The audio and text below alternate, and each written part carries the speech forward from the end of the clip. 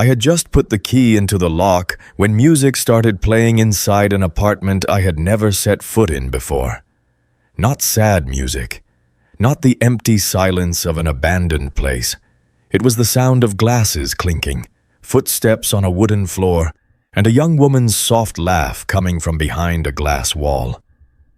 3 weeks earlier, my wife had died in a car accident, and yet now, in the penthouse registered in her name, someone was living there. I stood frozen in front of the door, left slightly ajar, my hand still gripping the keyring that was warm from the lawyer's pocket when he handed it to me this morning. And then, when I stepped inside, the woman turned to look at me and said one sentence that made my heart stop. "If you're still here, I'd love to know where you're watching from. Every comment helps this story reach more hearts. And if it moved you, give it a like so others can find it too." My name is Thomas Reed, 62 years old. For nearly 40 years, I had never imagined that one day my name would be tied to a moment like this, standing in a strange apartment, heart racing, mind completely blank, feeling as if my entire life had just been yanked out of my hands. 3 weeks ago, Margaret, my wife, died on Interstate 95, less than a 15-minute drive from downtown. The police said it was an accident. A truck lost control. No pain, instant death. They said it gently, as if that gentleness could make it easier to breathe while hearing that the woman I had lived with for 37 years had suddenly vanished from the world. I still remember that morning. The house in suburban New Jersey was so quiet I could hear the second hand of the wall clock ticking. Margaret's coffee mug was still in the sink, a faint lipstick mark left on the rim. I didn't wash it. I didn't have the courage. It felt like if I left everything exactly as it was, she might still be somewhere in the house. Just out, not home yet. 3 weeks passed in a half-awake haze. I did everything on autopilot, signing funeral papers, thanking neighbors, answering questions I wasn't really hearing, until this morning when our family lawyer, Harold Collins, called and asked me to stop by his office. Harold had represented us since the day we bought our first house. A man in his 70s, slow-spoken, always careful with every word. When I walked into his office, he didn't ask me to sit right away. He simply placed a brown envelope on the desk and slid it toward me. "Margaret left this for you," he said, "according to her instructions." Inside the envelope was a set of keys. Shiny metal, electronic key type with a small tag attached showing an address. A high-rise building in the city center. A penthouse. I laughed. A soundless laugh. I thought he was joking. Margaret hated the city. At least, that's what I had always believed. She liked the backyard garden, liked making coffee early in the morning and sitting with the paper. She liked quiet, familiar things. A luxury penthouse? No way. But Harold didn't smile. He just looked at me, his eyes mixed with sympathy and caution. "The apartment is in Margaret's name," he continued. "Purchased 8 years ago. All legal paperwork is in order. She asked me not to tell you while she was ill. I asked why. Harold only shook his head. She said you shouldn't ask about her business trips, and that when the time was right, you would understand." I left his office, holding the keys in a daze. While driving into the city, I told myself I would sell the apartment. I didn't need it. I didn't want anything tied to secrets I wasn't ready to face. But then, when the car turned into downtown, when the tall glass and steel building came into view, I changed my mind. I needed to see it. At least once. The building was so elegant I felt out of place. Marble floors, a receptionist in a tailored suit, a faint scent of perfume in the air. When I read out the apartment number, the receptionist checked the screen, nodded, and smiled politely. "Yes, Mr. Reed, elevator to the right." No one asked anything else, as if my presence here had been expected for a long time. The elevator took me to the top floor. During that short ride, I looked at my reflection in the metal mirror. More gray hair than I had realized.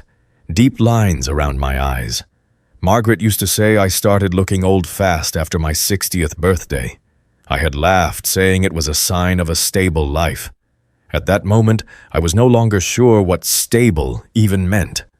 I stood in front of the penthouse door for a long time. The key slipped slightly in my sweaty palm. I thought about the suburban house, about the unwashed coffee mug, about how maybe I shouldn't open this door. But I still put the key into the lock, and that was the moment everything began to fall apart. Music filled the space, a soft, warm jazz tune. The smell of food lingered in the air. Late afternoon sunlight poured through the large windows, covering the room in the kind of gentle golden light Margaret always loved. But this was not an empty apartment. This was a place where someone was living. I took another step. The wooden floor creaked softly beneath my feet. The music grew quieter. Then I heard footsteps coming from the kitchen. The woman who appeared was younger than I expected, early 30s, wearing a white t-shirt and jeans, hair loosely tied back. But her eyes, those eyes stopped me cold. Pale green, exactly like Margaret's. She looked at me as if she had been waiting for this moment for a very long time. No panic, no fear, only a deeply restrained emotion. "I knew it," she said softly, her voice trembling but clear. "I knew you would come." I don't remember when I sat down. I only remember the feeling of all the air being pulled from my lungs. For a few seconds, I couldn't breathe, couldn't think. In front of me stood a stranger with my wife's face, someone who had just called me by a title I had never heard in my life. Dad. I shook my head. No, I thought. This can't be real. I lived with Margaret for nearly 4 decades. I knew her. I believed I knew her. And yet, standing in this penthouse, in front of this young woman, I suddenly understood something that chilled me to the bone. My marriage, the life I believed was complete, might have been only a very small part of the truth Margaret took with her to the grave. I heard my own name in her voice, not Sir, not Mr., but Dad. And in that moment, I did the only thing a confused 62-year-old man could do.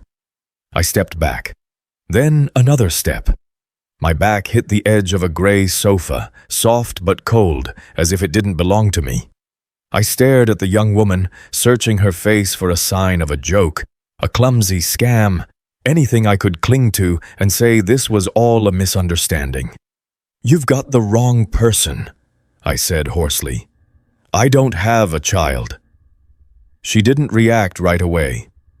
She stood still, hands clasped in front of her, eyes fixed on me, not looking away. In her gaze there was no excitement of someone seeking gain, nor the panic of someone caught in a lie. Only a quiet, simmering tension, like a rope pulled too tight for too long. "My name is Emily Reed," she said slowly. 31 years old.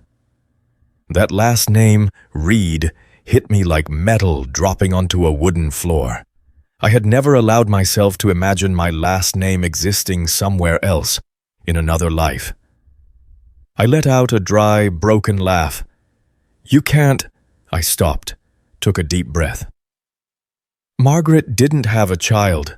I almost said, couldn't, then swallowed the word. For years we had said it to each other in low, careful voices, as if afraid it could hear us. "I was born before my mother married you," Emily said. She stepped forward, then stopped when she saw my body tense. 1993. She hadn't known you long yet. I shook my head harder, as if shaking long enough could make the words fall out of my ears. "No," I said. "That's impossible. This is some kind of mistake. You're in the wrong apartment. Or you—" I couldn't finish. I didn't want to say the word scam, but it hovered right on my tongue. Emily exhaled slowly. Then, very calmly, she reached up to her neck and removed a thin silver necklace. When she placed it in her palm and held it out to me, my knees weakened. A small, simple teardrop pendant. I had bought it 20 years ago in a small jewelry shop in Cape May on a weekend Margaret wanted to walk along the beach. I remembered clearly because I had hesitated for a long time before buying it, and Margaret had laughed, saying I never picked anything fancy. She wore it for years. Then, one day, she said she had lost it. I never found it. Until now. This, Emily said quietly. My mother said it was important. She always wore it when she saw me. I reached out and touched the pendant. The metal was cool, painfully familiar. For a moment, the room tilted as if I were standing on the deck of a ship.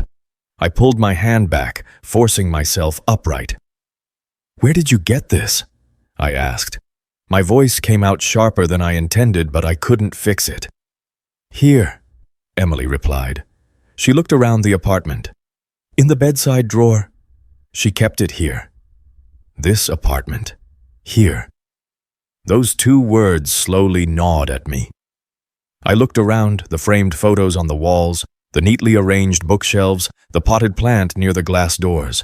Nothing flashy, nothing excessive.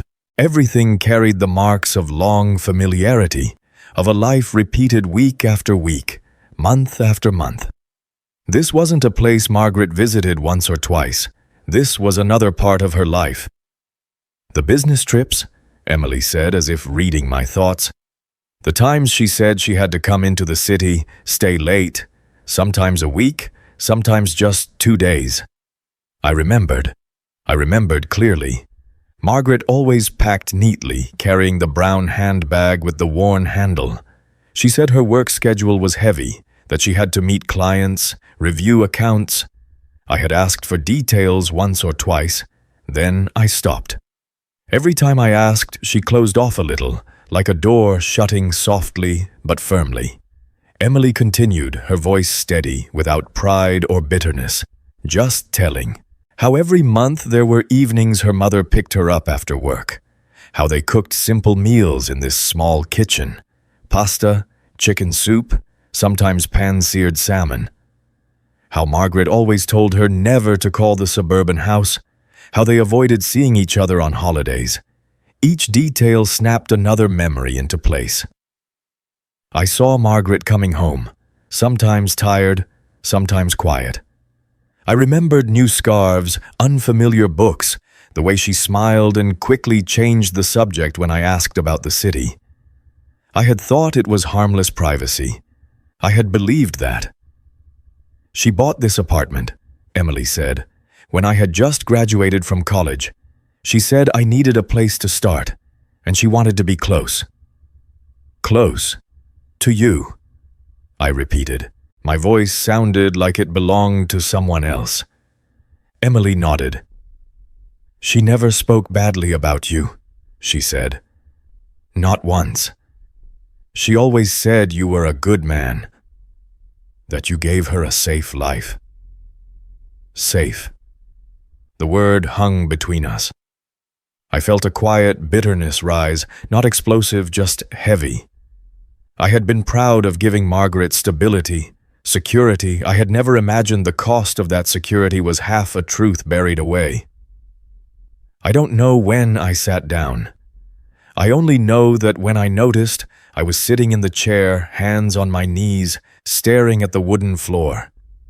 Late afternoon light stretched into long streaks across the room. The music had stopped. The apartment was silent, as if holding its breath with me. You don't have to believe me right away, Emily said softly. I just wanted you to know. My mother said if one day you came here, you deserved to hear the truth. I closed my eyes for a moment. Images layered over each other.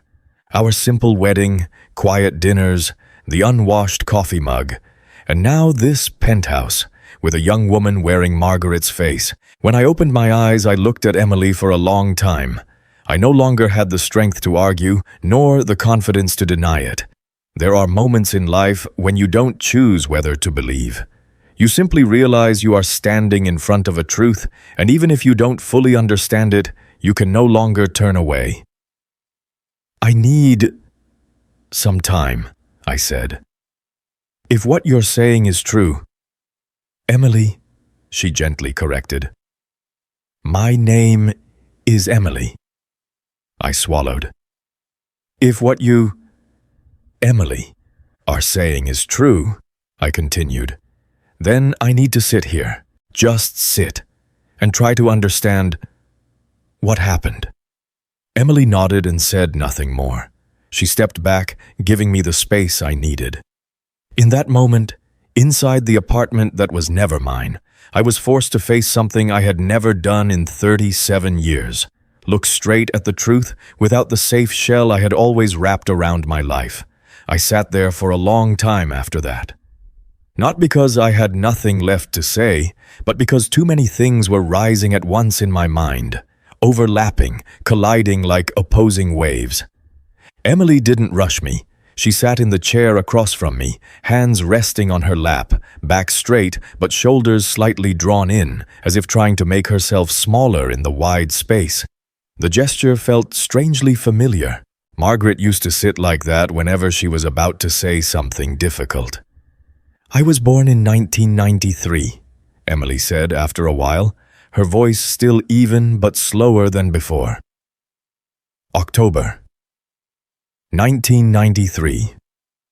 I repeated the number in my head and did the math without needing paper. That year, Margaret and I had been married for 2 years. 2 years living in our first small apartment, saving money, going from clinic to clinic. 2 years of hearing doctors speak carefully, watching Margaret press her lips together and nod, as if she had already prepared herself for every bad conclusion. I had believed we were infertile.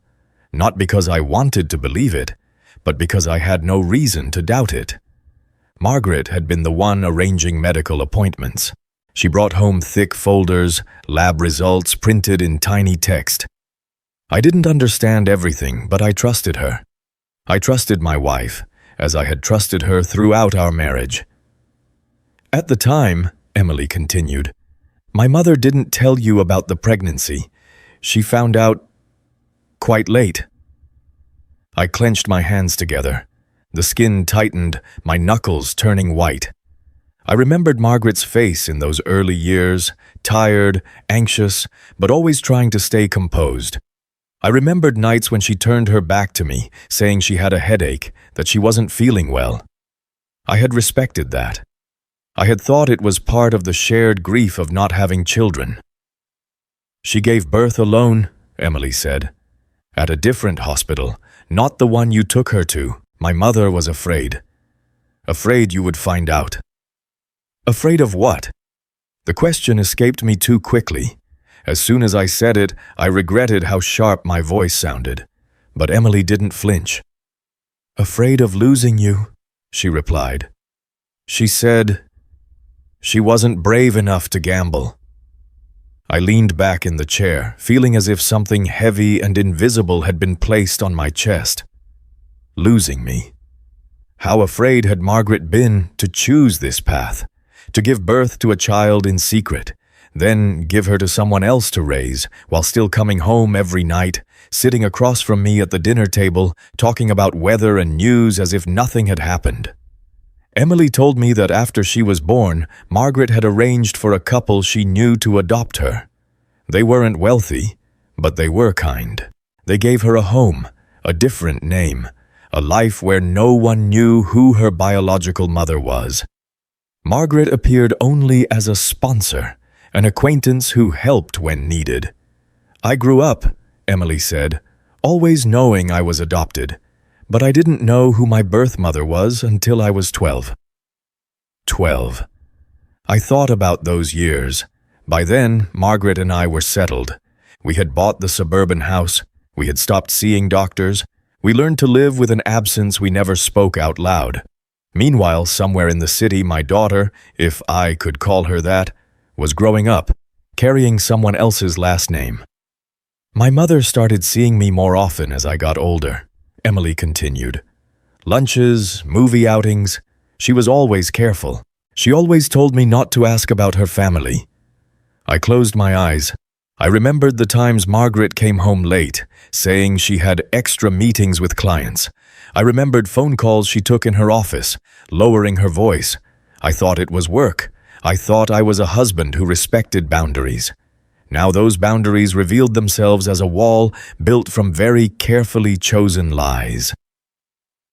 I grew up with the status of an adopted child, Emily said more softly. But my mother, she never abandoned me. She paid for my education. She followed every report card.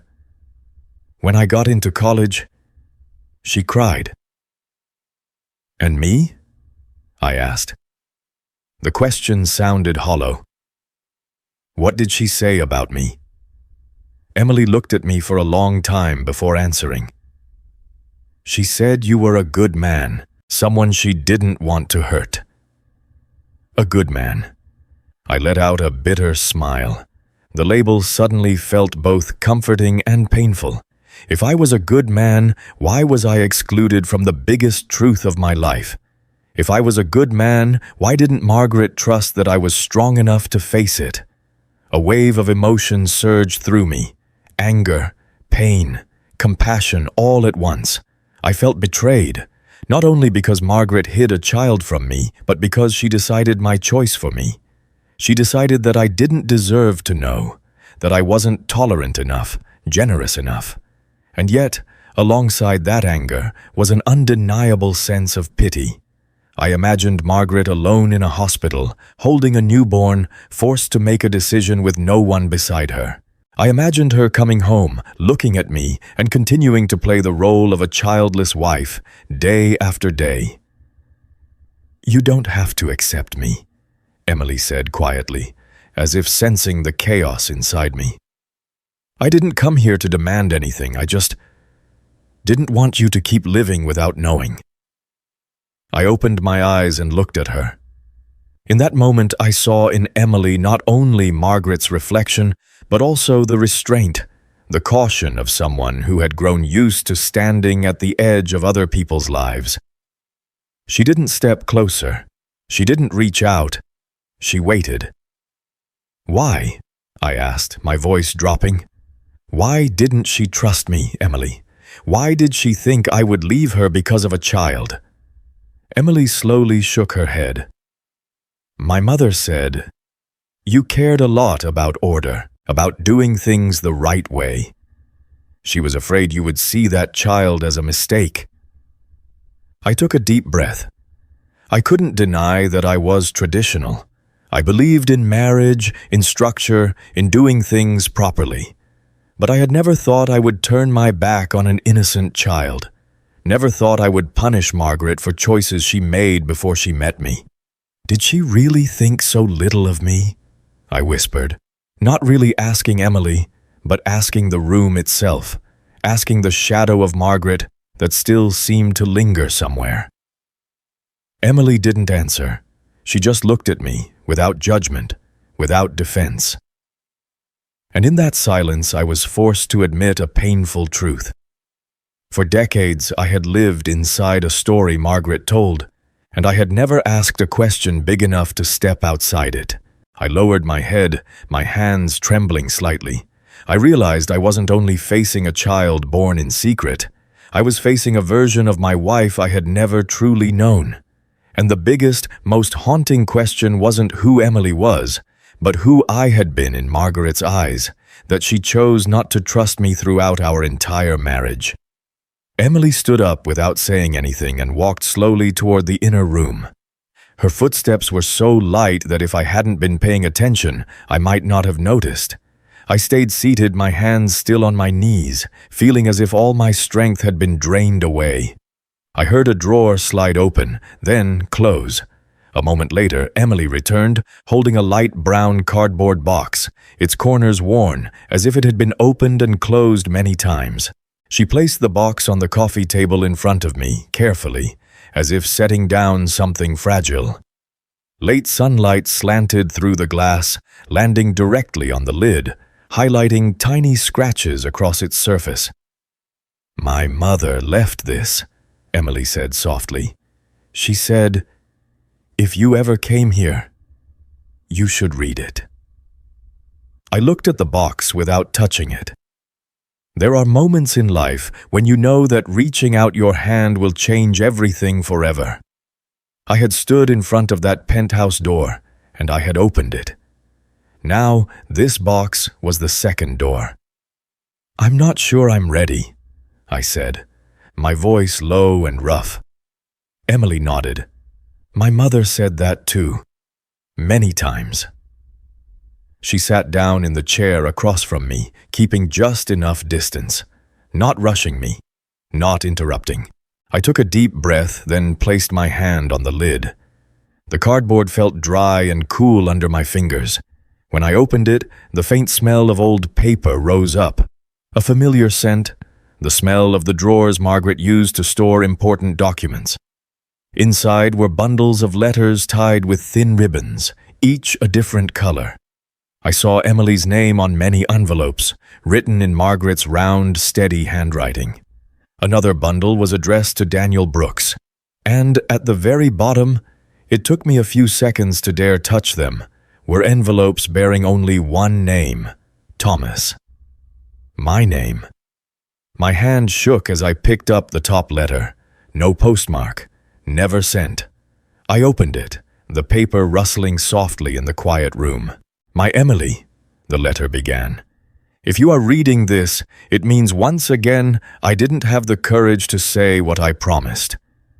I read slowly, line by line, as if afraid that reading faster would make the words slip from my grasp. Margaret wrote about her regret, about how each time she watched Emily grow, she felt both pride and pain. She wrote that she had chosen the easiest path for herself, keeping life with me intact, while hiding the part of the truth that frightened her most. I set the letter down, my heart heavy. I picked up another, this time an envelope addressed to Daniel Brooks. The handwriting was still Margaret's, but firmer, more angular, as if every word had been carefully weighed. "Daniel," she wrote, "I don't know if what we're doing is right." I paused at that name. Daniel Brooks? A stranger, yet as soon as I read it, I felt a vague unease. I continued. Margaret wrote about unfinished conversations, about how she couldn't return to the past, couldn't undo the choices she had made. She wrote that she was afraid of hurting too many people at once. Me, Emily, and herself. "I have grown used to silence," Margaret wrote, "and I'm afraid that if I speak, everything I have will fall apart." I folded the letter, my hand tightening. I looked at Emily and saw her watching every movement, her eyes tense but without regret. How long had she lived with these letters? I reached to the bottom of the box, where the envelopes addressed to me lay untouched. I chose one at random. The date in the top corner was from more than 10 years ago. I took a deep breath and opened it. "Thomas," Margaret wrote, "if you are reading this, it means I have failed one more time." The words cut slowly, like a knife. Margaret confessed that she had tried many times to tell me about Emily, about the choices she made before meeting me, but every time she stood in front of me, she was afraid. Afraid my eyes would change, afraid I would look at her like someone else. "I know you are a good man," she wrote. "That is exactly why I am even more afraid. I am more afraid of losing you than anything else." My throat tightened. In the letter, Margaret didn't justify herself. She didn't blame circumstances. She called herself a coward, the word underlined, as if she had written it over and over again. "I chose silence," she continued, "not because I didn't believe you could understand, but because I didn't believe I was strong enough to endure the consequences if you didn't. I couldn't continue right away." I set the letter down and covered my face with my hands. I wanted to be angry and to laugh bitterly at the same time. Margaret had loved me, this was clear in every line, but that love had always come with fear, a love without the courage to fully trust the person beside her. "I never wanted to make her afraid," I said, not knowing whether I was speaking to Emily or to the room itself. "I never, Emily spoke very softly. I know. I looked up. Her eyes had softened, no longer tense. My mother never said you were frightening, she said. She just said you were too important to her. Too important. I smiled sadly. Sometimes that is exactly what keeps people from telling the truth. I read several more letters. All the ones addressed to me shared one thing. Margaret always circled back to her fear of losing me. She wrote that she wasn't sure she could survive if everything collapsed. She wrote that she chose to preserve the present, even if it meant carrying guilt every day. Anger and pain, those were the closest words for what I felt. I was angry at being excluded from a vital part of the life of the woman I loved. I was hurt by realizing that, in Margaret's fear, I was not the person she trusted most. Then, in another letter, the name Daniel Brooks appeared more clearly. Margaret wrote about his return after many years, about conversations that unsettled her. She wrote that Daniel reminded her of the person she had been before choosing a stable life. I'm afraid you will see that part of me and no longer want to stay, she wrote to me in another letter. I'm afraid you'll see I'm no longer the woman you married. I folded that letter very slowly. Daniel Brooks was no longer just a name. He emerged in Margaret's words like a shadow, appearing and disappearing, but always there, slipping into her deepest doubts. I looked at the box of letters in front of me. Dozens of letters, each one a moment when Margaret had prepared to tell the truth, then stepped back. I realized something chilling. For all those years, she had loved me in silence, but had never trusted me enough to share the truth. I leaned back in the chair, exhaustion spreading through my body. In the penthouse that was never mine, I was reading words that had never been spoken, understanding that my marriage had been built not only on love, but on decades of fear. And, at the edge of all of it, the name Daniel Brooks waited quietly, like a threat I couldn't yet see clearly, but couldn't ignore. I closed the lid of the box very slowly, as if closing it too forcefully would shatter everything I had just read across the room. Emily said nothing. She stood, brought 2 glasses of water to the table, then sat back down across from me, in the same place as before. The penthouse sank into a heavy silence. Not the comfortable silence of evening, but the kind that forces you to hear every beat of your own heart. I kept thinking about that name. Daniel Brooks. The letters had given it shape, weight. A real person, flesh and blood, who had existed in Margaret's life before me, and then quietly returned when she had already spent nearly a lifetime with me. He is your biological father? I asked, my voice lower. Emily nodded. No hesitation, no avoidance. Yes. I wasn't surprised. Perhaps I had prepared myself from the moment I read the first letters. But hearing it confirmed, something unnamed still crept into my chest. Not jealousy in the way of a young husband, but the feeling of standing at the edge of a story much bigger than I had ever imagined. When did you meet him for the first time? I asked. When I was 29, Emily replied. My mother told him about me. I closed my eyes for a second. 29. That meant only a few years ago, when Margaret was still alive, still coming home every evening, still sitting across from me at the dinner table, asking if I wanted more coffee. How did he react? I asked. Emily was silent for a few seconds before answering. At first, he was emotional. He said he regretted not being there. Said he wanted to make up for it. I let out a very quiet sigh. Those words sounded painfully familiar.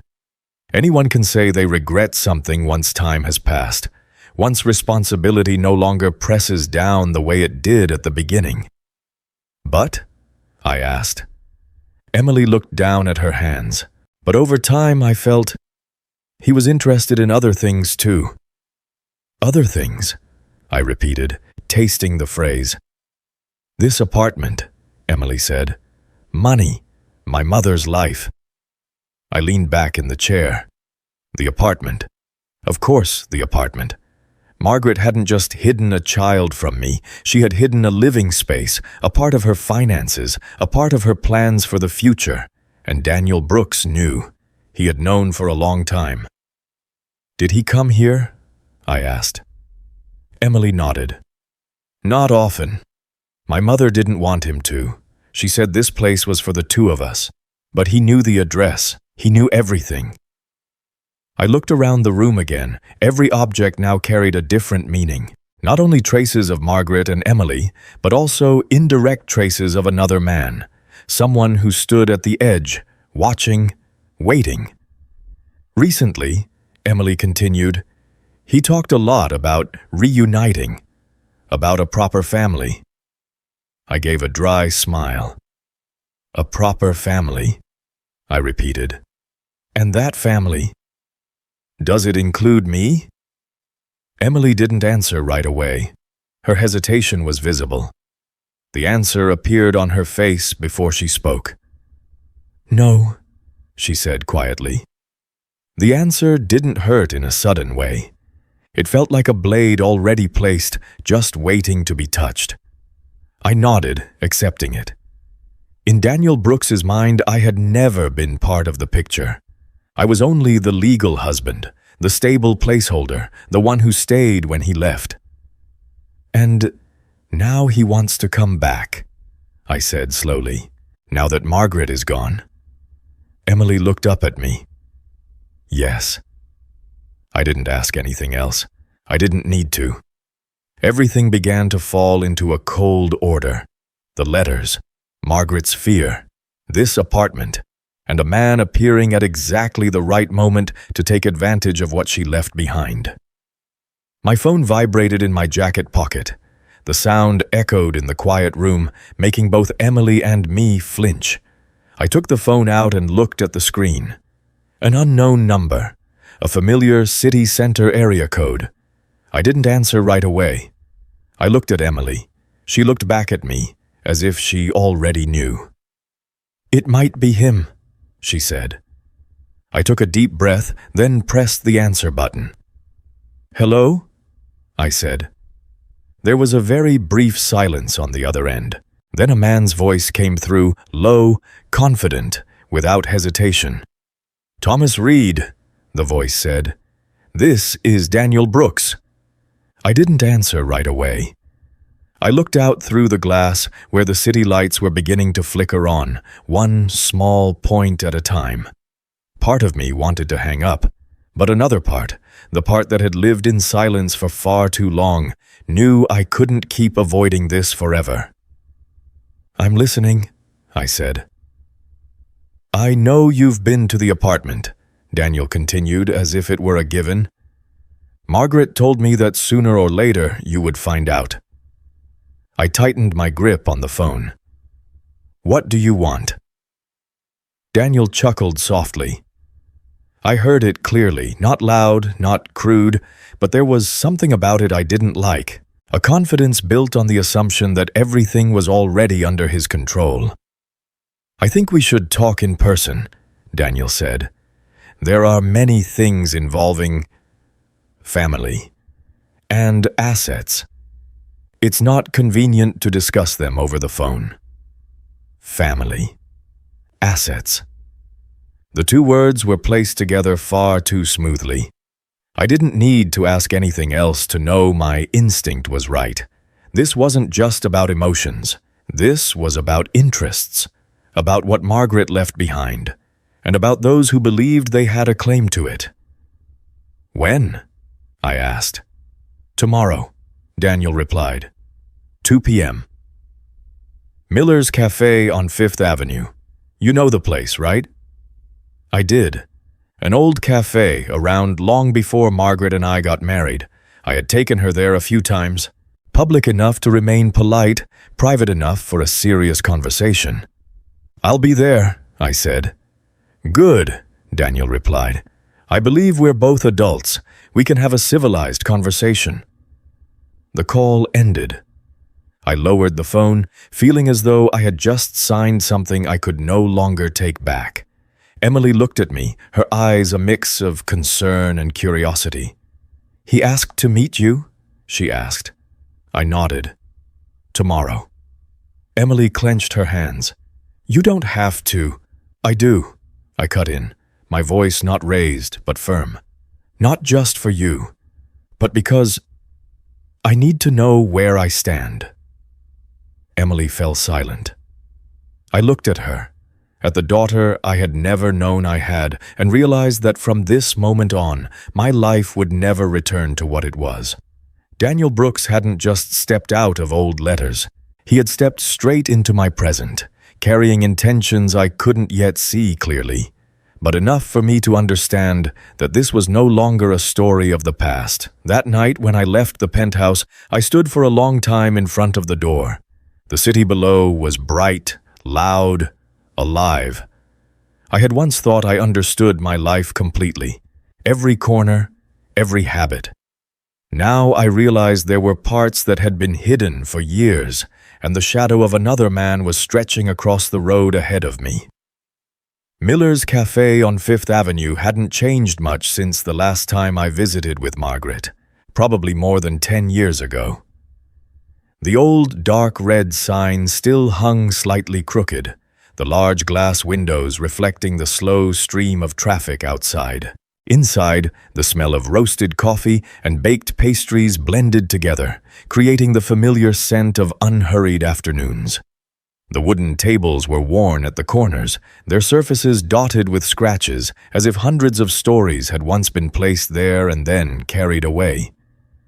I arrived 15 minutes early, an old habit from my working days. I chose a table in the far corner where I could see the entrance without being too exposed. I ordered a cup of black coffee, even though I knew I wouldn't drink much of it.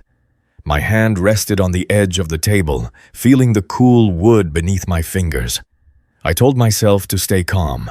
This was just a conversation, but deep down, I knew it wouldn't be that simple. Exactly at 2 p.m., the cafe door opened.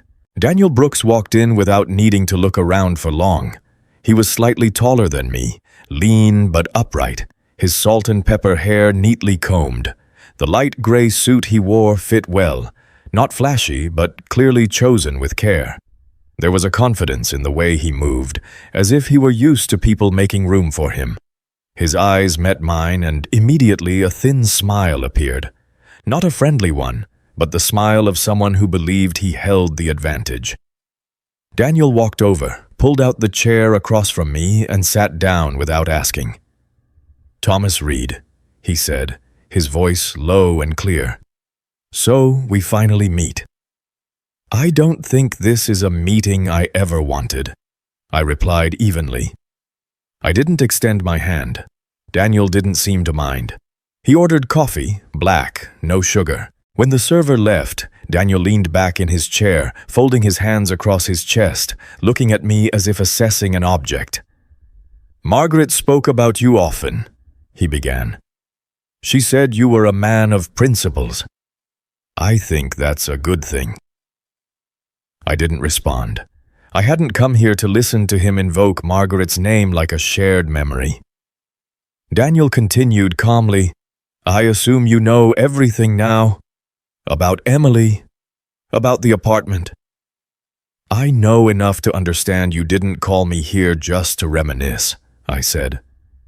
Daniel smiled faintly and nodded. "Straightforward. I like that." He leaned forward, resting his forearms on the table. "Let's get to the point." I looked directly into his eyes. "What do you want?" Daniel didn't answer immediately. He opened the leather briefcase beside him and took out a neatly clipped stack of papers inside a clear plastic sleeve. He placed it on the table and slid it toward me. "Margaret promised to leave certain things to me," he said. "Things she felt she owed me. And owed Emily." I looked at the documents but didn't pick them up. "Those things," I said slowly, "are my wife's legal assets. And now they belong to me." Daniel shook his head. Not entirely. Margaret made arrangements. He opened the folder and pulled out several copies. I immediately recognized the figures. Investment accounts, an insurance fund, amounts carefully noted. Altogether, at a quick glance, they totaled several $100,000. My heart beat faster, not because of the money, but because of how familiar those numbers were. Margaret had managed our finances. I had trusted her with that for years. She told me, Daniel continued, that this money was meant to secure Emily's future, and ours, a proper family. Ours? I asked, unable to hide the bitterness. Daniel shrugged. Margaret and me. We have a past. You know that. She chose you, but not because she didn't love me. That statement made my hands tighten under the table, but I didn't let it show. These papers, I said, gesturing to the folder, don't prove anything. They're just copies. Daniel smiled. I expected you to say that, but they're enough to show Margaret's intentions, and if necessary, I can make things more official. For the first time, I clearly felt the chill behind his polite exterior.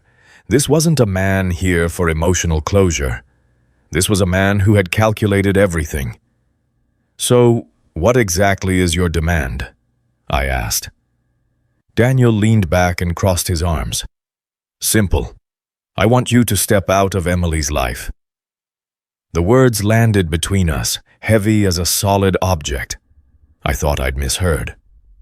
What did you say? I asked. Emily is my daughter, Daniel said firmly. I wasn't there when she grew up, and I admit that was my fault. But now I want to make it right. I want to be the one by her side, the only one. And what about me? I asked, my voice lower. Daniel looked at me without hesitation. You were Margaret's husband. You had 37 years with her. You don't need Emily. That sentence stunned me more than I expected, not because it insulted me, but because of how easily he said it, as if Emily were an asset to be divided. You don't get to decide that, I said. Daniel smirked. Rights? Rights belong to those who hold the necessary leverage. He tapped the folder lightly. I'm willing not to pursue these claims, not to make things complicated. In exchange, you walk away from the girl's life. A cold sensation ran down my spine. This was no longer a conversation. It was an ultimatum. And if I refuse? I asked. Daniel looked at me for a long moment, then said slowly, Then I'll do whatever is necessary to protect my interests. And hers. The law, the press. You know how it goes. Things can get unpleasant. I sat still, my thoughts spinning. I thought of Emily, of her eyes when she called me Dad, of her caution as if she had grown used to never being chosen. And now another man was setting terms, forcing me to choose, lose money or lose my child. I looked at Daniel carefully. He believed he had cornered me, and in that moment I understood one thing clearly. If I gave in, I wouldn't just lose Emily. I would lose myself. But that understanding didn't make the decision any easier. I stood up and picked up my coat. This conversation isn't over. Serbi, but I won't make a decision right now. Daniel stood up as well, adjusting his cuff. You have time, he said calmly. But not much. When I stepped out of the cafe, the air outside was colder than I expected. Traffic kept flowing, the city kept living, as if nothing significant had just happened. I stood on the sidewalk for a long moment, feeling the slight vibration of my phone in my coat pocket, a message from Emily asking how it went. I didn't reply right away. I knew that from this moment on, my life had turned in a different direction. One where I would be forced to choose between things I had never imagined I would have to place on a scale. I left Miller's as the afternoon light began to fade, but the chill didn't come from the wind. It sat somewhere deep in my chest, like a hollow that had just been carved out. I didn't drive straight home. Instead, I went back to the penthouse. There are conversations that can't happen over the phone, and truths that can't be faced alone. Emily opened the door when I knocked softly. She looked at me for just a second, then stepped aside without asking anything. She was used to reading people's expressions, to anticipating bad news. I noticed that, and it made my chest tighten. We sat down at the small dining table near the window. The city lights had just come on, casting a pale yellow glow into the room, enough to reveal every wrinkle on my hands, every trace of exhaustion in Emily's eyes. I placed my briefcase on the table but didn't open it. I looked at her. "I met Daniel," I said. Emily nodded slightly. "I figured." "He said Margaret promised to leave him money," I continued. "A lot of money." Emily didn't look surprised. She lowered her head, her hands clasped together. "He mentioned that to me a few times." I closed my eyes for a second. "And you didn't tell your mother?" "I did," Emily replied, her voice softer. "I told her I wasn't comfortable, that he asked too much about money, about insurance, about the future if anything happened to her." I took the letter box Emily had shown me the day before and placed it between us. The old box, its cover slightly worn, looked as though it had been opened and closed countless times. I pulled it toward me and lifted the lid. "We need to read everything again," I said. "Every single letter." Emily nodded, without hesitation. We started with the earliest letters, the ones Margaret had written to Emily when she lived far away, gentle in tone, full of love. I had read them before, but this time I noticed details I had missed the first time. Questions about school, about health. Small reminders like a mother trying to make up, piece by piece, for her absence. Then came the letters addressed to Daniel Brooks. The first ones, just as Emily had said, carried a different tone, softer, touched with nostalgia. Margaret mentioned the past, the things they had missed. But reading more carefully, I began to see repeated questions. "Are you financially stable? Have you thought about insurance? If we started over, what would things look like?" I stopped at one letter, reading each line slowly. Margaret wasn't asking about feelings. She was asking about stability. And Daniel, in his replies, Emily had kept draft copies, always answered indirectly, but never failed to return to one subject. Money, insurance, retirement. I set the letter down and looked at Emily. "Do you see this?" Emily nodded. "My mother saw it too." She took out another stack of letters, written later. Margaret's handwriting in these was different. Less rounded, less steady. Some lines were crossed out. Some sentences trailed off unfinished. "Emily," I read aloud, "I'm starting to feel uneasy. Daniel asks me things that don't sit right with me. I don't know if I'm being too negative, but I need to be careful." I stopped, my throat tightening. "She started to doubt him," I said. Emily bit her lip. "She told me. She said she felt like she was repeating an old mistake, trusting someone who didn't see her as a person, but as an opportunity." We kept reading. The final letters felt like late confessions. Margaret wrote about fear, about her own cowardice, about how she had chosen silence for too long until everything became so complicated there was no easy way out. "Thomas deserves to know the truth," one letter said. "He has lived honestly with me for decades. I owe him that." I gripped the edge of the table. Seeing my name written in that familiar handwriting made my heart constrict. "She was going to tell me," I whispered. Emily nodded. "She told me she planned to. She said she wanted to tell you after your birthday. She didn't want you to enter old age living a lie." I remembered that evening. Margaret sitting across from me, a strange look in her eyes. I had thought it was just a passing sadness. I hadn't asked.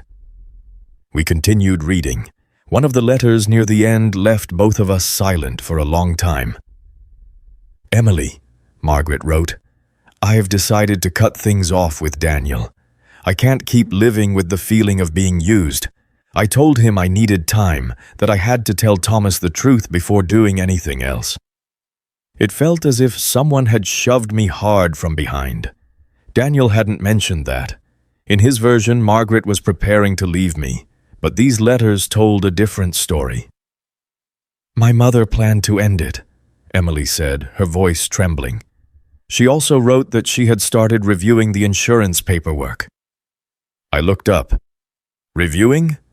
Emily nodded. She said if there was anything that made Daniel think he had a right to claim something, she would change it. She didn't want him using me as an excuse. I let out a slow breath. The final piece began to fall into place. Daniel had shown me carefully selected evidence, betrayal. Incomplete copies. He spoke of promises, but not of changes. "The accident happened before she could do that," I said hoarsely. Emily nodded, tears streaming down her face. "If my mother had lived just a few more weeks, everything would have been different." We sat there for a long time, surrounded by letters spread across the table like fragments of lives torn apart and pieced back together. I looked at Emily, at my daughter struggling to stay composed in the face of a brutal truth. "Emily," I said slowly, "there's one very clear possibility." She looked at me. "What is it?" "Daniel is lying," I said, "or at least hiding the parts of the truth that don't benefit him." Emily took a deep breath. "I think so too." I carefully gathered the letters and placed them back in the box. As I closed the lid, I felt something inside me shift. The pain was still there. The betrayal was still there. But alongside it was a cold clarity I had never felt before. Daniel Brooks wasn't just a man stepping out of Margaret's past. He was someone trying to rewrite the story in his favor. And this time, I wasn't in the dark anymore. I looked at Emily, my voice steadier. "We won't make any decisions based on his words. We'll verify everything." Emily nodded, a spark of determination flashing in her eyes that I hadn't seen before. In that penthouse, amid the city lights and the letters that were never sent, I understood that the truth, even when it arrives late, still carries power. And Daniel Brooks may have underestimated that. That night, I didn't stay at the penthouse. Even though Emily asked me to, I knew I needed space to think clearly. As I drove home, the city stretched out before me with familiar roads and intersections I'd traveled for decades. But this time, everything felt different. I was no longer a man living safely inside routine. I was stepping into a confrontation where hesitation would cost me the most precious thing I had just found. The next morning, I called someone Margaret had never mentioned in any of her letters. An independent estate attorney recommended by an old friend. I didn't want anyone who had ever been connected to Margaret or Daniel. I needed an entirely outside perspective. His office was in an old building near downtown, not flashy, but neat and quiet. The attorney was in his early 50s, hair already streaked with gray, his manner slow and reserved. I liked that. People who are overly enthusiastic tend to make me wary. I laid everything I had in front of him. Inheritance documents, account lists, the copies Daniel had given me, and financial notes I'd found among Margaret's old papers. "I want you to check everything," I said. "Every detail." He didn't ask many questions, just nodded, put on his glasses, and began to read. I sat across from him, hands clasped, feeling like I was waiting for the outcome of surgery. Time passed slowly. Finally, he looked up. "Mr. Reed," he said, "I'll be direct. Based on what I see here, there are no legal assets in Daniel Brooks's name." My heart pounded. "None?" "No," he repeated. No insurance policies, no investment accounts, no trusts. Everything in Margaret Reed's name, with no special designation, legally transfers to you. I took a deep breath, but I didn't let myself relax yet. What about these documents? I asked, pointing to the copies Daniel had shown me. The attorney picked them up, examined each page carefully. He frowned. These documents have issues, he said. The signatures are inconsistent. Some of the forms don't match the official records from the insurance companies. There are signs of alteration. I closed my eyes briefly. Things were becoming clear. Daniel hadn't just misrepresented the truth. He had gone further than that. He may be using psychological pressure, the attorney continued, targeting your emotions and your relationship with your daughter. It's not an uncommon tactic. My daughter.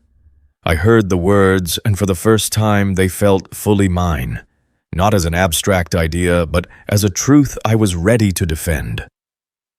So what should I do? I asked. The attorney looked at me plainly. You don't need to do anything hastily. The most important thing is that you don't give in. If Mr. Brooks continues to apply pressure, we can issue a legal notice or even consider fraud. I nodded. When I left his office, I didn't feel victorious, but I felt steady. I had the truth on my side, and the truth, even when delayed, is the strongest foundation there is. I returned to the penthouse that same day. Emily was sitting by the window, her laptop open in front of her, but she clearly wasn't focused. When she saw me, she jumped to her feet. "How did it go?" she asked, tension in her voice. I set the keys down on the table and looked at her carefully. I checked everything. Emily held her breath. "And?" "Daniel has nothing," I said slowly. "No assets, no legal claim." She froze.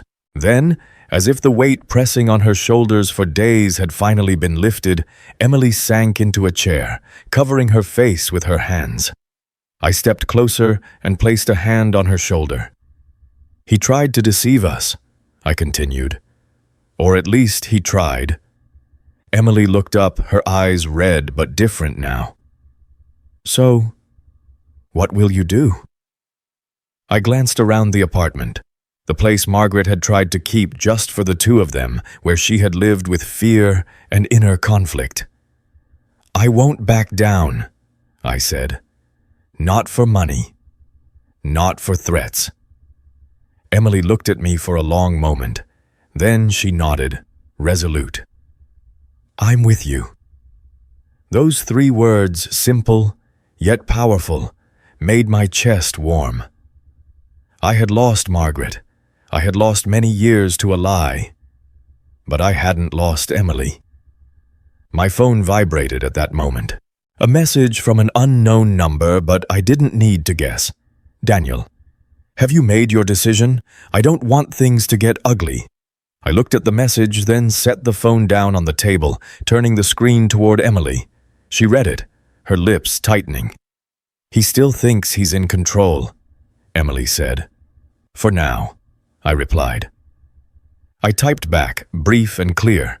"We'll communicate through attorneys.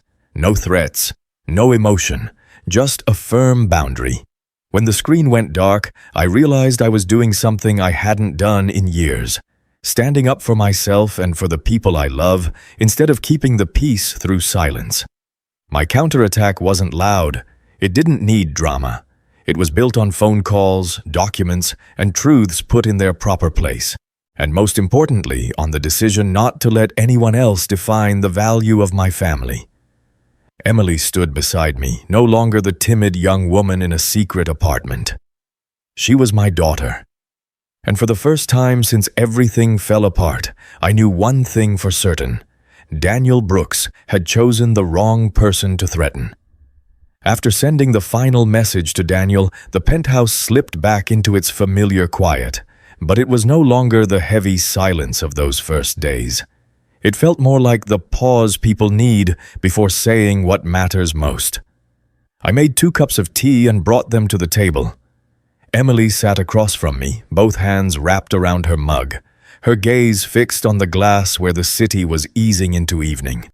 I knew I had to ask, not as the man in conflict with Daniel, but as a father, even a new one, who respected his daughter's right to choose. "Emily," I said slowly, not wanting to startle her, "I need to ask you something, and I want you to answer honestly, without thinking about me." She turned to look at me. "Okay." "What kind of relationship do you want with Daniel?" I asked. "I'll respect your decision, whatever it is." Emily was silent for a long time. I didn't rush her. I knew the question wasn't simple. Daniel wasn't just the man applying pressure. He was also tied to a void in her life. The absence of a biological father, she'd never had the chance to choose. Finally, Emily set her cup down. "I've thought about it a lot," she said, "since Mom died, and especially these past few days." I nodded, encouraging her to go on. "I used to think," Emily continued, "that if I ever met my biological father, something inside me would just naturally fall into place. That maybe all it would take was for him to show up, say a few apologies, and that would be enough." She gave a small smile, but it wasn't a happy one. "But that's not how it works." I didn't say anything. I let her find her own way through the words. "Daniel came back with a lot of promises," Emily said. "But they always came with conditions. Always money. Always what he would get if things went his way." She looked up at me. "And you didn't come here because you wanted anything." My chest tightened. "You came," Emily went on, her voice steadier now. "For me, for the truth, for Mom. And because you didn't run, even when everything could have gotten ugly." I took a deep breath. "But he's your biological father," I said softly. "I don't want you to feel like something's being taken from you." Emily shook her head. "A father isn't someone who shows up late and demands rights," she said. "A father is someone who stays when things are messy, someone who doesn't put conditions on love." She paused, then said something I will never forget. "I don't want a relationship with Daniel." The words weren't spoken in anger. They were calm, deliberate, like a conclusion reached after careful thought. I looked at her, searching for any trace of hesitation. There was none. Emily's eyes were clear. "I gave him a chance," she said. "But every time I tried to talk about feelings, he brought it back to money, to what Mom promised. I felt more like a prize than a person." I clenched my hands, anger rising, but I held it back. This wasn't the moment for my anger. "And you're different," Emily continued. "In just a few days, you've asked if I'm eating well, if I'm sleeping, if I'm scared. You listen to me. Daniel has never asked me those things." She looked at me for a long time. 30 years, Dad. 30 years he wasn't there. And in just a few days, you've been there for me more than he was in all that time." My throat tightened. I lowered my head slightly, not wanting Emily to see my eyes turn red. "I know you're not my biological father," Emily said. "But being a father isn't about blood. It's about responsibility. It's about choice." Then she stood up and walked around the table. I looked up, not quite understanding, as Emily stopped in front of me. She hesitated for a second, just 1 second, then placed her hand on my shoulder. "Dad," she said. Not a question, not a test. A name chosen. I stood up abruptly, my body reacting before my mind could catch up. I wrapped my arms around her, my hands trembling. I had thought that at my age I was done crying like this. But the tears came anyway, quiet, warm, and real. "Thank you," I said, my voice breaking. Thank you for choosing me." Emily held on tighter. "No," she whispered.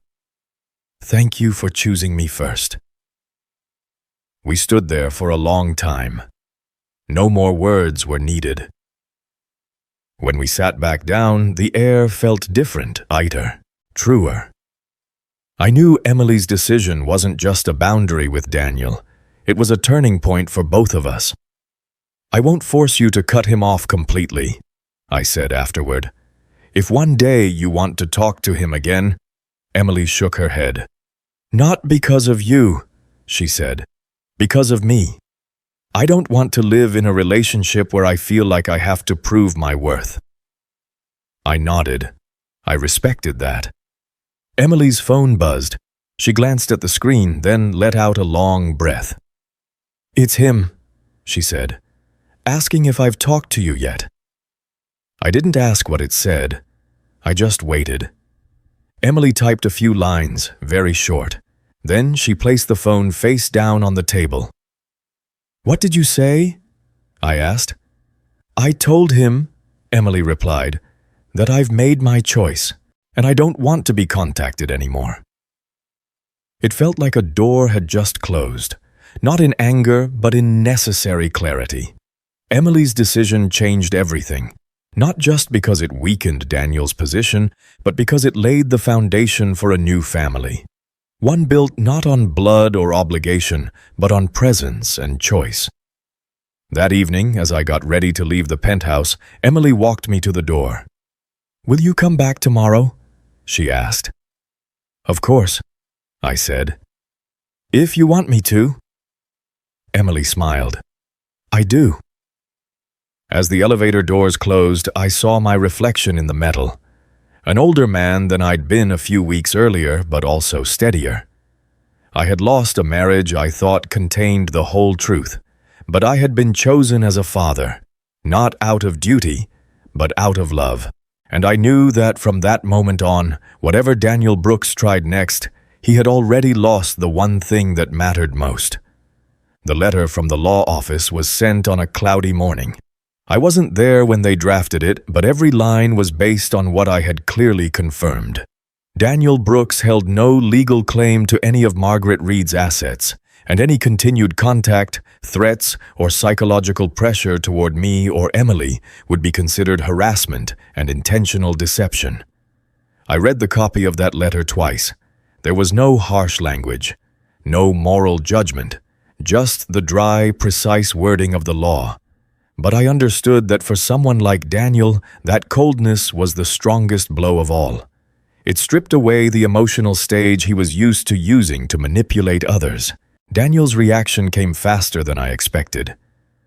My phone buzzed that same afternoon. A long message, openly bitter. He called me a thief, said I had poisoned Emily, turned her against her biological father. He wrote that I had lived my entire life inside a lie without ever knowing it, that I had no right to play the hero in my later years. I read every word, slowly. Then I set the phone down. Strangely, I wasn't angry. Not anymore. Those words couldn't reach me the way Daniel thought they would. Maybe because for the first time in many years, I no longer doubted my own worth. But Daniel didn't stop there. He began texting Emily. That evening, I was at my own apartment when Emily called. Her voice wasn't panicked, but I could hear the exhaustion in it. "He contacted me again," she said. "Not to apologize, not to explain. He said I was being manipulated, that I would regret this." I was silent for a few seconds. "What do you want me to do?" "No," Emily said immediately. "This time, I want to speak for myself." We met at the Penthouse that night. Emily didn't cry. She didn't shake. She sat upright, her phone placed in front of her, as if preparing for an important interview. She called Daniel and put the phone on speaker. I sat a few steps away, not interrupting, not speaking. Daniel's voice came through, sharper than I had ever heard it. He accused her, listed his sacrifices, dragged up the past. But Emily didn't cut him off. She let him finish. Then she spoke. Clear. Calm. You are my biological father, Emily said. But you weren't there when I was growing up, and you are not the person I choose to have in my life now. Daniel protested, his voice rising. Emily didn't change her tone.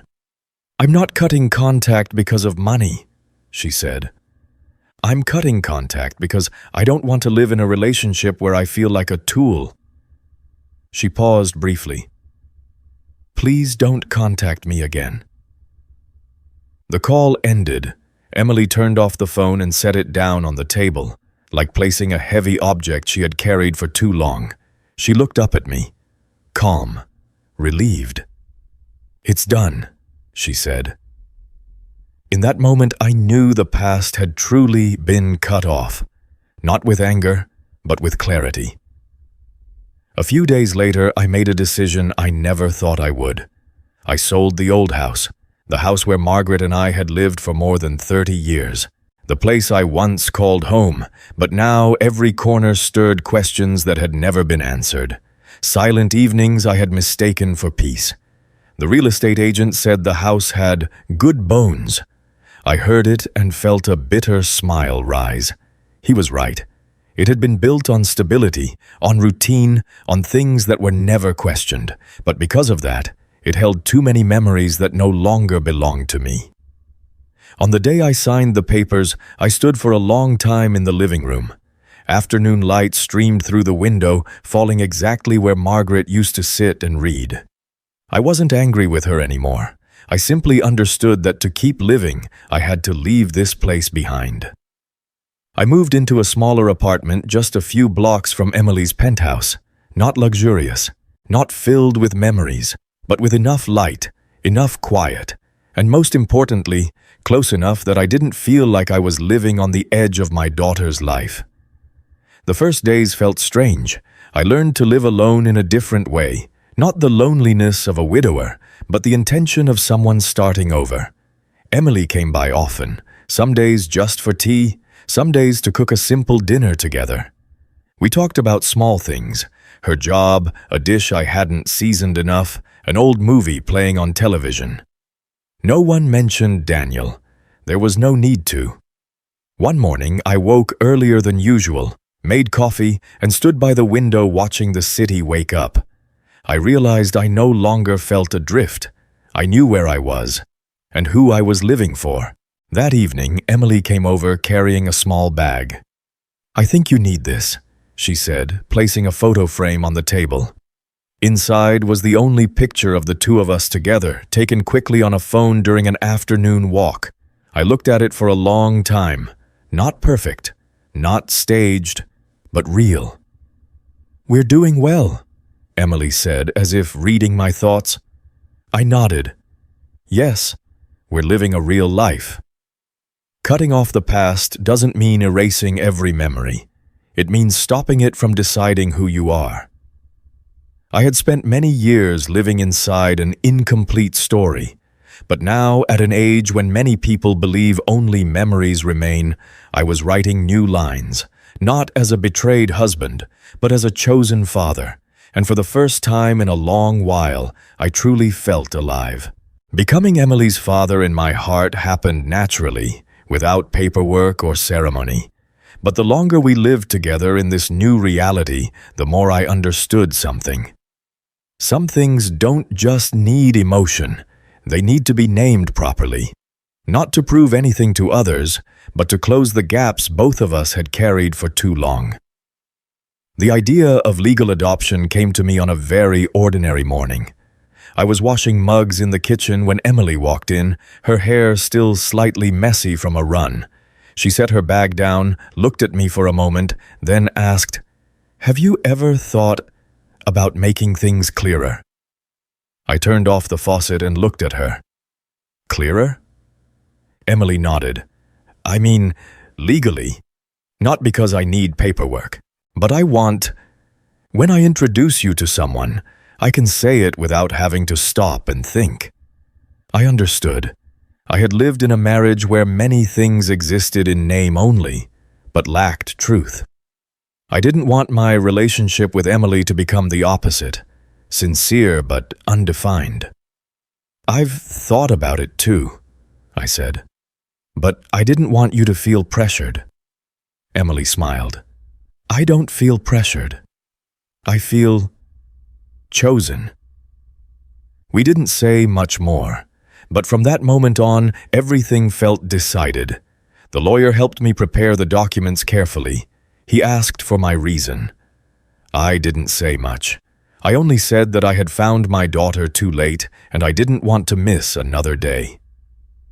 Emily signed the papers with a calmness that moved me. No hesitation, no doubt, as if she had been waiting for this moment for a long time. When the process was completed, we didn't hold any celebration, just a simple lunch at a small place near home. But when the server called out the name on the bill, "Mr. Reed," and Emily smiled in response, I felt something inside me settle into the right place. From that day on, Emily officially carried the last name Reed. Not because she needed a new name, but because she chose to step into this family, clearly and intentionally. A few weeks later, I received my first Father's Day gift. I had forgotten the day entirely. At my age, I never thought I would have a reason to remember it. That morning, I woke as usual, made coffee, read the paper, got ready for a walk when the doorbell rang. Emily stood there holding a small paper bag. She looked slightly nervous, something I hadn't seen in her since everything changed. "Happy Father's Day," she said. I froze for a few seconds. The phrase echoed in my small apartment, sounding both unfamiliar and strangely familiar. "I didn't know what to get you," Emily continued, "but I thought this made sense." Inside the bag was a photo frame. When I pulled it out, my heart stopped. It was an old photograph, very old. Margaret was sitting on a park bench, holding a newborn in her arms. Her face was much younger than the image I carried in my memory. No makeup, no hiding. Just a woman looking at her child with a tenderness that hurt to see. "I found it in an old envelope," Emily said softly. "Mom hid it carefully, but I think she wanted you to see it." I sat down, the photo resting on my knees. I stared at it for a long time. For the first time, I saw Margaret as a mother in that moment, a role she had carried in silence for decades. I felt both pain and gratitude. Pain because she had chosen to endure everything alone, because she hadn't trusted me enough to share that burden. But gratitude because, despite all her flawed choices, the final outcome had brought Emily to me. "She loved you," Emily said, as if reading my thoughts. "I know that." I nodded. "I know." Forgiveness doesn't arrive in a single moment. It isn't a decision made on paper. It's a process. There are days when I look at that photo and feel my chest tighten. Nights when I wonder how different our lives might have been if Margaret had spoken sooner. But then, I look at Emily. At the way she smiles when she talks about work. The way she makes tea following our new habit. And I understand that if I cling to anger, I will miss the present. I choose to forgive, not to erase what Margaret did, but to free myself from living forever inside a question with no answer. That evening, Emily stayed for dinner. We cooked together, clumsy but happy. Before leaving, she paused at the door and looked back at me. "Dad," she said, her voice light but steady. "Thank you for not walking away." I smiled. "Thank you for staying." When the door closed, I returned to the living room where the photo of Margaret and Emily sat respectfully on the shelf. I stood there for a while without pleading, without blame. Only thinking quietly, we took a very long way around. But in the end, everything found its proper place. At an age when many believe life is already finished, I was beginning a new role. Not in dreams, not in regret, but by choice, clearly and legally. I am the father of Emily Reed. And for the first time, I say that without needing any explanation. We didn't talk much about money right after everything settled. Not because we were avoiding it, but because we both understood that if we didn't face it early, it would become a lingering shadow, just as it had with Margaret. One quiet afternoon, Emily and I sat at the small dining table in my new apartment. Late sunlight stretched across the wooden surface, not harsh, just warm enough to make you want to stay a little longer. "I want everything to be clear," I said. "Not because I'm afraid of what you might think, but because I don't want to repeat old mistakes." Emily nodded. "I want that too." We opened the files, one item at a time. No arguments, no sense of winning or losing. Emily Judong Lee suggested that most of the finances remain set aside to secure my long-term well-being. My pension, medical expenses, the years ahead when I was no longer young enough to take lightly. "You're still young," she said. "You have time to rebuild. You need peace of mind." I looked at her, not arguing right away. I understood it wasn't an impulsive sacrifice, but a considered choice. And for the first time in my life, I felt I wasn't the only one thinking of someone else. Someone was thinking of me. We signed the necessary documents. The atmosphere wasn't heavy. Instead, it felt like rearranging a room after a storm. Not rubble, just a new order. When everything was done, Emily closed the folder and set it aside. "Now, can we talk about something happier?" I laughed. "I've been waiting for you to say that." She took out her phone and opened a notes list. "I've been thinking about the trip." "The trip?" I asked. "Ireland," Emily said, her eyes lighting up. "Mom mentioned it once. You did too." I was silent for a moment. A memory of an evening in the kitchen when Margaret spoke about things I didn't know surfaced again. Ireland had been an unfinished dream, a trip always postponed because of work, responsibility, the feeling that there was always time. "I think we should go," Emily continued. "Not to run from the past, but to start a new memory." I nodded slowly. "Yes, we'll go." We talked about places we wanted to see, coastal roads, small towns. No rush, no pressure, just a father and daughter planning something ahead, something I had forgotten how to look forward to. A few weeks later, the adoption paperwork was finalized. I held the document in my hands, looking at the name Emily Reed printed clearly, not as legal proof, but as a quiet affirmation. No fanfare, no elaborate ceremony. But for me, it was a milestone. That evening, I walked alone around my new neighborhood. Unfamiliar houses, faces I didn't yet know, but I didn't feel lost. I realized I was starting over, not from zero, but from a stronger place. I had lived 62 years to get here. And no, I wasn't late. I had arrived exactly on time for this part of my life. I was no longer afraid. No more questions hidden in my chest. No more unfinished conversations cut short by the fear of keeping appearances. The truth had hurt me, but it had also set me free. I understood that sometimes a person has to lose everything they believed was certain, a marriage, an idealized past, to find what matters most. For me, that wasn't money, not status, but a relationship that was chosen, built in the open, with nothing to hide. Emily calls me every night before bed, not always with something important to say. Sometimes just, "Did you eat dinner?" or "Can I come by tomorrow?" Those small sentences were things I never thought I would have at this age. One morning, standing in front of the mirror, adjusting my jacket, I realized my face no longer carried its familiar weariness. I was older, yes, but I was lighter. And for the first time, I didn't regret the years that had passed. Family isn't something hidden behind locked doors. Family is something chosen, named, and lived every day, even when it arrives late. And if you've stayed with me until here, I want to say this with all sincerity. If this story touched you, I would truly love to know where you're listening from. What city? What country are you in? Please leave a comment and share your thoughts about family, about late choices, or about starting over when it feels like it's already too late. If you saw yourself in this story, don't forget to like, subscribe, and stay with me for the journeys ahead. Thank you for your time, for listening, and for giving me the chance to tell this story, not just to you, but to myself.